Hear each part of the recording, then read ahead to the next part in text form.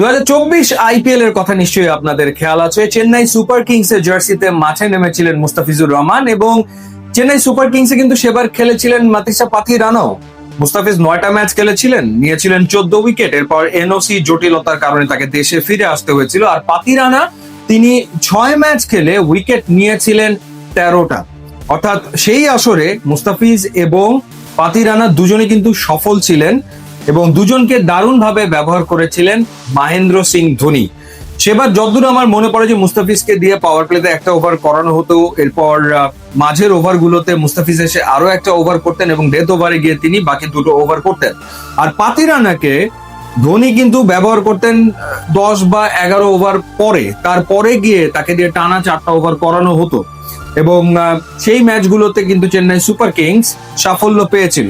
So এবারও আমার মনে হয় যে কলকাতা নাইট রাইডার্স মহেন্দ্র সিং ধোনির সেই কৌশল বা স্ট্র্যাটেজি ফলো করতে পারে এবং এই দুইজনকে তারা তাদের ডেথ ওভারে ব্যবহার করতে পারে একসাথে। সেটা হওয়ার একটা সম্ভাবনা ডেফিনেটলি রয়েছে।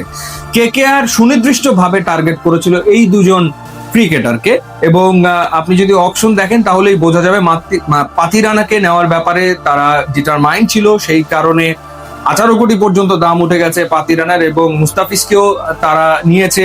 প্রথমে দিল্লি এবং চেন্নাই সুপার কিংস ফাইট করার পর কেকেআর জয়েন করেছে এবং তারপর তারা 9 কোটি 20 লাখ রুপিতে মুস্তাফিজকে দলে নিয়েছে। সুতরাং এই দুজনকে নিয়ে তাদের স্পেসিফিক প্ল্যান আছে।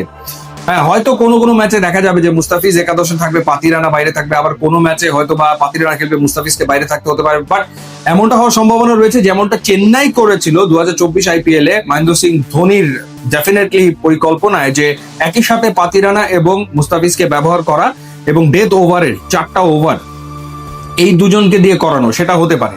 যদিও পাথিরানা লাস্ট সিজন সিএসকে তে খুব একটা ভালো কাটেনি, তিনি 12 ম্যাচে 13 উইকেট নিয়েছেন, ইকোনমি ছিল 10-এর উপরে, 32টা হোয়াইট বল তিনি লাস্ট সিজনে করেছেন।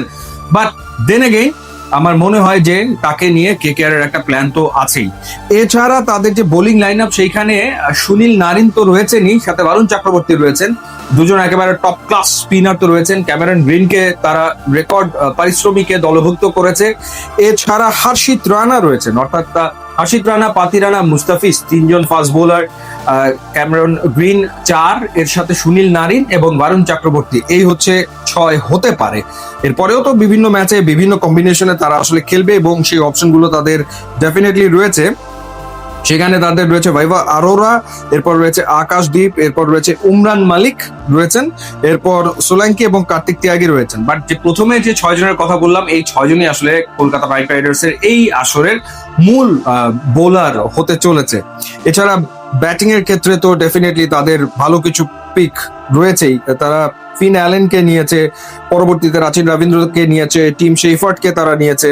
সো ওভারঅল দুর্দান্ত টিম, বাট বোলিং লাইন আপটা সত্যিকার অর্থে দারুণ। এখন দেখার ব্যাপার যে কিভাবে তারা তাদের বোলিং লাইন আপটাকে সাজায়। ইউটিউব এবং ইনস্টাগ্রাম লিঙ্ক আছে, আপনারা যদি যোগ দেন তাহলে খুবই খুশি হবো। And thanks for watching.